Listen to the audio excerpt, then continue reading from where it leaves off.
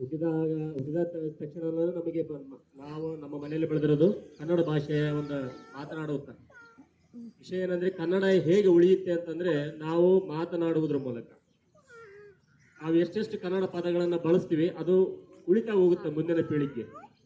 ಈಗಾಗಲೇ ಸಾಕಷ್ಟು ಕವಿಗಳು, ಸಾಹಿತಿಗಳು, ಜನಪ್ರತಿನಿಧಿಗಳು, ಹೋರಾಟಗಾರರು, ಕನ್ನಡ ಪರ ಹೋರಾಟಗಾರರು ಇವರೆಲ್ಲರ ಶ್ರಮವಾಗಿ ನಮ್ಮ ಕರ್ನಾಟಕ ಮತ್ತು ನಮ್ಮ ಕನ್ನಡ ಭಾಷೆ ಉಳಿದಿದೆ. ಮತ್ತು ನಮ್ಮಿಂದ ಕೂಡ ಸಹ ನಾವು ಕನ್ನಡವನ್ನು ಮಾತನಾಡೋದ್ರ ಮೂಲಕ ಈಗಾಗಲೇ ಹೇಳಿದಂತೆ 1956ರಲ್ಲಿ ನಮ್ಮ ಕರ್ನಾಟಕ ಅಂತ ಇದ್ದಿಲ್ಲ ಹೆಸರು. ನಮ್ಮ ಕರ್ನಾಟಕಕ್ಕೆ ಮದ್ರಾಸ್ ರಾಜ್ಯ ಅಂತ ಇತ್ತು.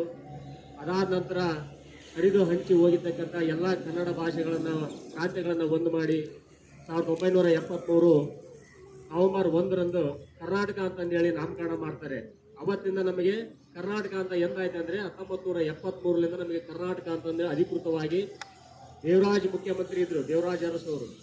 ಅಂಥ ಸಂದರ್ಭದಲ್ಲಿ ಅದನ್ನು ನಾಮಕರಣ ಮಾಡಿ ಅವತ್ತಿಂದ ಕರ್ನಾಟಕ ಪರ ರಾಜ್ಯ ಅಂತಂದು ಹೇಳಲಿಕ್ಕೆ ಬರ್ತಾ ಇದೆ. ಅದಕ್ಕಿಂತ ಮುಂಚೆ ಏನಾಯಿತು, ಮೈಸೂರು ರಾಜ್ಯ ಅಂತ ಕರಿತಾ ಇದ್ರು. ಈಗಾಗಲೇ ಹೇಳಿದಂತೆ ರಾಷ್ಟ್ರಕವಿ ಕುವೆಂಪು ಅವರು ಒಂದು ಹೇಳ್ತಾರೆ, ಕನ್ನಡಕ್ಕಾಗಿ ಕೈ ಎತ್ತು ನಿನ್ನ ಕೈ ಕಲ್ಪವೃಕ್ಷವಾಗುತ್ತದೆ, ಕನ್ನಡಕ್ಕಾಗಿ ಕೊರಳೆತ್ತು ನಿನ್ನ ಕೊರಳು ಪಾಂಚಜನ್ಯವಾಗುತ್ತದೆ, ಕನ್ನಡಕ್ಕಾಗಿ ಕಿರಿ ಬೆರಳನ್ನೆತ್ತಿದ್ರು ಸಹ ಅದು ಗೋವರ್ಧನ ಗಿರಿ ಆಗುತ್ತದೆ ಅಂತ ಎಷ್ಟೊಂದು ಅಭಿಮಾನದಿಂದ ಹೇಳಿದಾರಲ್ಲ ಕನ್ನಡದ ಬಗ್ಗೆ. ಇವಾಗಲೇ ಹಲವಾರು ಕನ್ನಡ ಚಿತ್ರಗೀತೆಗಳನ್ನು ಇದುವರೆಗೂ ಕೇಳಿದ್ರಿ. ಇಲ್ಲಿ ಹುಟ್ಟಿದರೆ ಕನ್ನಡ ನಾಡಲ್ಲಿ ಹುಟ್ಟಬೇಕು, ಮೆಟ್ಟಿದರೆ ಕನ್ನಡ ಮಣ್ಣಲ್ಲಿ ಮಟ್ಟಬೇಕು, ಹೌದಿಲ್ಲ? ಎಷ್ಟು ಚಂದ ಈ ಒಂದು ನಮ್ಮ ಕನ್ನಡ ನಾಡಿನ ಬಗ್ಗೆ ಸಾಹಿತಿಗಳು ಈ ಒಂದು ಹಾಡನ್ನು ಬರೆದವ್ರು ಯಾರು ಗೊತ್ತಾ? ಮೂವರು ಮಲ್ಲಪ್ಪ ಅಂತಕ್ಕಂಥವ್ರು ಈ ಗೀತೆಯನ್ನು ಬರೆದು ಅದನ್ನು ಜನಪ್ರಿಯವಾಗಿ ಹಾಡಿ ನಟನೆ ಮೂಲಕ ತೋರಿಸಾರಂದ್ರೆ ಡಾಕ್ಟರ್ ರಾಜ್ಕುಮಾರ್. ರಾಜ್ಕುಮಾರ್ ಅಂದ್ರೆ ಕನ್ನಡ, ಕನ್ನಡ ಅಂದ್ರೆ ರಾಜ್ಕುಮಾರ್. ಇವತ್ತು ಹೌದಾನೆ ಎಷ್ಟೊಂದು ಪ್ರಖ್ಯಾತ ಅಲ್ಲ ಅವ್ರು ಮಾತಾಡ್ತಕ್ಕಂಥ ಭಾಷೆ, ಅವ್ರ ನಟನೆ, ಅವ್ರದ್ದು ಸಹ ಒಂದು ಕರ್ನಾಟಕಕ್ಕೆ ಸೇವೆ ಅಂತ ಹೇಳ್ಬೋದು. ಇನ್ನೊಬ್ರು ಹೇಳ್ತಾರೆ, ನಮ್ಮ GP ರಾಜಾರತ್ನಂ ಅಂತಕ್ಕಂಥವ್ರು, ನರಕಕ್ಕೆ ಇಳಿಸಿ ನಾಲ್ಗೆ ಸಿಳಿಸಿದ್ರು ಮೂಗ್ನಲ್ಲಿ ನಾನು ಕನ್ನಡ ಪದವಾಡ್ತೀನಿ ಅಂತಕ್ಕಂಥದ್ದು ಹೇಳಿ ಹೆಮ್ಮೆಯಿಂದ ಹೇಳ್ಕೊತ ಬರ್ತಾರೆ.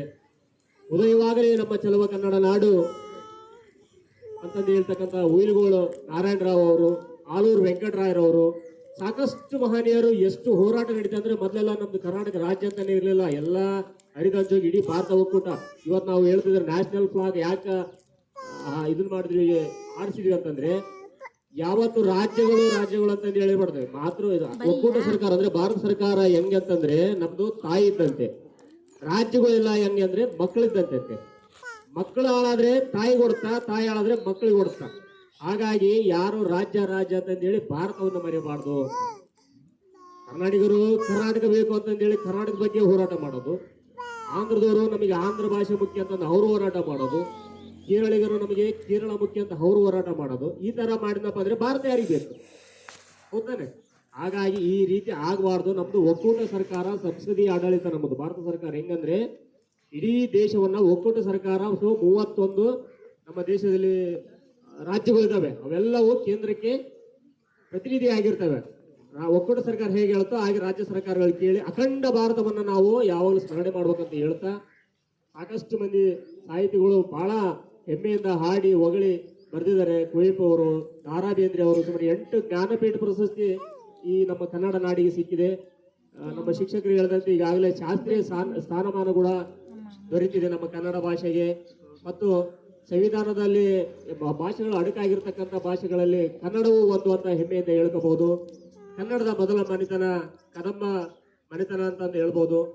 ಸಾಕಷ್ಟು ಅದ್ಭುತವಾದ ಕಲೆ ಶಿಲ್ಪಕ್ಕೆ ಹೆಸರಾಯ್ತಕ್ಕಂಥದ್ದು ಬೇಲೂರು ಚೆನ್ನಕೇಶವ ದೇವಾಲಯ, ಹೌದಾನೆ? ಅವೆಲ್ಲ ಹೋಗಿದಿರ್ತಾನೆ ನೀವೆಲ್ಲ ಟೂರ್ ಹೋದಾಗ. ಅದು ನಮ್ಮ ರಾಜ್ಯದಲ್ಲಿ ಇರ್ತಕ್ಕಂಥದ್ದು ಒಂದು ಹೆಮ್ಮೆಯ ವಿಷಯ. ವಿಜಯನಗರ ಸಾಮ್ರಾಜ್ಯ ಮತ್ತು ಹಲವಾರು ನದಿಗಳು, ಕೃಷ್ಣಾ ನದಿ, ತುಂಗಭದ್ರಾ ನದಿ, ಶರಾವತಿ ನದಿ, ಈ ತರ ಘಟಪ್ರಭಾ ನದಿ, ಈ ರೀತಿ ಹಲವಾರು ನದಿಗಳು ಹರಿದು ನಮ್ಮಯ ಒಂದು ರೈತ ಸಮುದಾಯವನ್ನ ಶ್ರೀಮಂತಗೊಳಿಸಿದೆ ನಮ್ಮ ಕನ್ನಡ ನಾಡು. ಚೆಲುವ ಕನ್ನಡ ನಾಡು ಉದಯವಾಗಲಿ ನಮ್ಮ ಚೆಲುವ ಕನ್ನಡ ನಾಡು ಅಂತ ಹೇಳಿದ್ರೆ ಯಾಕೆ ಹೇಳಿದ್ರೆ ಇದೇ ಉದ್ದೇಶದಿಂದ ಹಲವಾರು ರಾಜಮನೆತನಗಳು ಎಷ್ಟೋ ರಾಜಮನೆತನಗಳು ಆಳಿದ್ರು, ಯುದ್ಧ ಮಾಡಿದ್ರು, ಕೊನೆಗೆ ಅಳಿದು ಉಳಿದ ಹಂಪೆಯಾಗಿ ಉಳಿತು. ಆ ಒಂದು ಇದರಲ್ಲಿ ಈಗ ಒಡ್ಡರಾಧನೆ ಅಂತಕ್ಕಂಥ ಒಂದು ಕೃತಿ ಬರುತ್ತೆ. ಅದು ನಮ್ಮ ಕನ್ನಡದ ಅತ್ಯಂತ ಗದ್ಯ ಕೃತಿ, ಹಳೆಯ ಕೃತಿ. ಹಲ್ಮಿಡಿ ಶಾಸನ ಕರ್ನಾಟಕದ ಮೊಟ್ಟ ಮೊದಲ ಶಾಸನ. ಈ ರೀತಿಯಾಗಿ ಕನ್ನಡದ ಹಲವು ಮೊದಲುಗಳು ನಮ್ಮ ಕನ್ನಡ ರಾಜ್ಯಕ್ಕಿದೆ.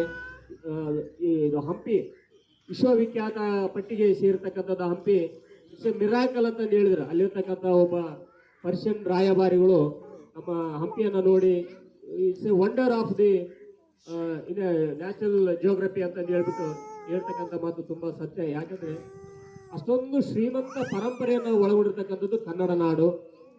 ಈ ನಾಡಿಗೆ ನಾವು ಹೇಗೆ ಋಣಿಯಾಗಿರ್ಬೇಕಂದ್ರೆ ಹಲವಾರು ಜನ್ಮವೆತ್ತಿದ ನಾಡು.